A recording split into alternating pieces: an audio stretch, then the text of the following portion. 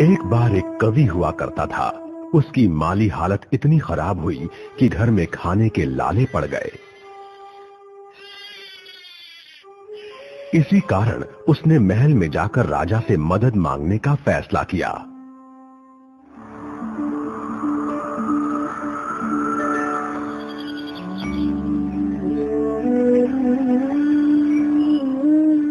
राजा के बुलाए जाने पर उसने अपनी कविताएं पढ़नी शुरू कर दी। वाह वाह वाह वाह वाह वाह। राजा बहुत प्रसन्न हुआ और उसने कवि से अपना इनाम मांगने के लिए कहा। कवि ने मोहरों से सजे शतरंज की ओर इशारा करते हुए कहा, महाराज, अगर आप पहले खाने में चावल का एक दाना रखें और हर खाने के लिए उसे दुगना करते जाएं, तो मैं समझूंगा मुझे मेरा इनाम मिल गया। बस इतना ही? राजा ने पूछा। सिर्फ चावल का एक दाना और सोना नहीं? जी हाँ महाराज।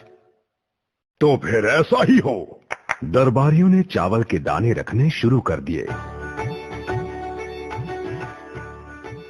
पहले खाने में एक, दूसरे में 2, तीसरे में 4, चौथे में 8। इस तरह वो रखते गए। जब 10वें खाने में चावल रखने की बारी आई तो उन्हें चावल के 512 दाने रखने पड़े। 20वें खाने तक संख्या बढ़कर 5,24,288 हो गई।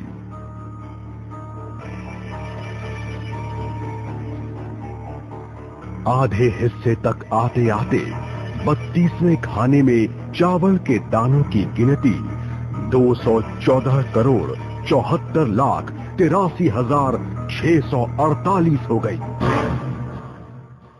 जल्द ही गिनती अरबों खरबों में बढ़ गई।